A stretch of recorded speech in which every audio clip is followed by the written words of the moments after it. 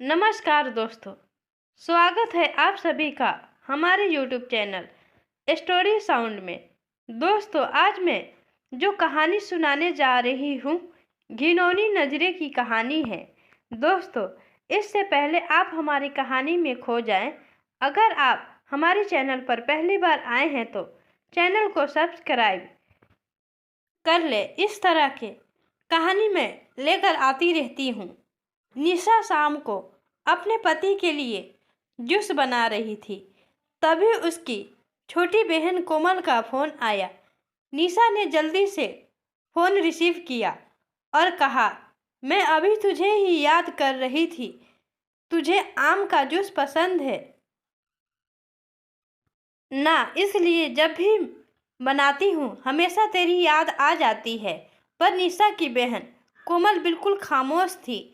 जब निशा ने उसकी खामोशी का कारण पूछा तो कोमल की सिसकियों की आवाज़ निशा के कानों में साफ सुनाई पड़ रही थी। निशा बहुत घबरा गई और उसने कोमल से जोर देकर पूछा कि आखिर हुआ क्या है। तब कोमल ने डरते डरते बताना शुरू किया कि अभी मेरे मोबाइल पर किसी अनजान व्यक्ति का फ़ोन आया था और वह मुझे कह रहा था कि वह मुझे जानता है और उसके पास मेरी कुछ फ़ोटो हैं और अगर मैंने उसकी बातें और शर्त नहीं मानी तो वह उन फ़ोटो को इंटरनेट पर डाल देगा। तब निशा ने कोमल से कहा, कोमल, ऐसे ही कोई गलत नंबर होगा, कोई सिरफिरा ऐसे ही तेरे मज़े ले रहा होगा। तू डर मत, कुछ नहीं होगा ऐसा वैसा। तब कोमल ने घबराते हुए कहा, दीदी, मुझे उस इंसान से डर नहीं लग रहा, पर मुझे उसकी बातों से बहुत डर लग रहा है। यह कहकर कोमल रोने लगी। तभी निशा ने कहा, तो बता ना, उस इंसान ने क्या कहा है तुझे?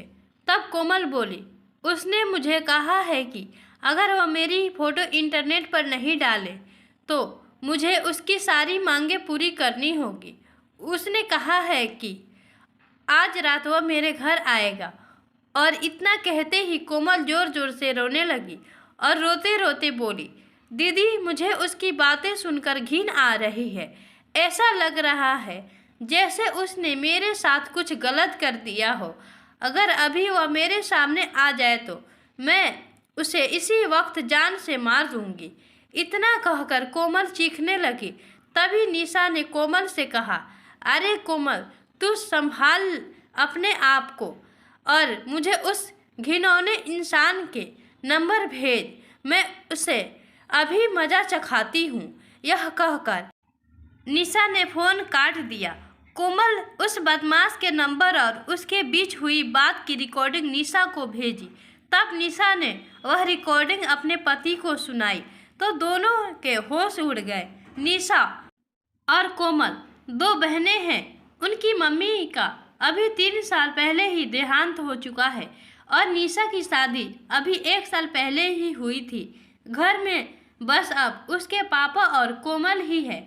अब मोबाइल पर ऐसी धमकी भरी अश्लील बातें कोई भी बेटी अपने पिता को आसानी से नहीं बता सकती, इसलिए कोमल ने सारी बातें अपनी दीदी निशा को बताई।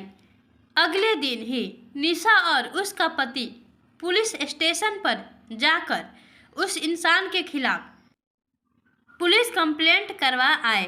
बाद में जब पुलिस ने छानबीन की तो पता लगा वह लड़का कोमल के मोहल्ले का ही निकला, जो मानसिक गंदगी से पीड़ित था। उसकी सोच और उसके विचार हर एक लड़की के प्रति घिनौनी नज़र रखता था।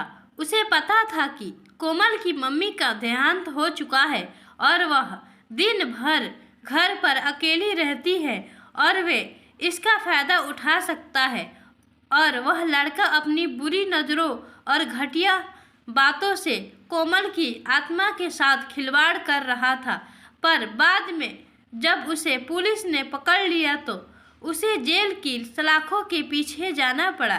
आज भी हमारे समाज में उस जैसे मानसिक रोगी बैठे हैं जो हजारों लड़कियों की आत्मा के साथ खिलवाड़ कर रहे हैं। इनमें से कुछ लड़कियां तो मजबूत होती है जो ऐसे रोगियों को अच्छा सबक सिखाती है, और कुछ लड़कियां उनसे डर जाती है और उनकी मांगे को पूरा करते करते उनकी घिनौनी नज़रों का शिकार बनती है।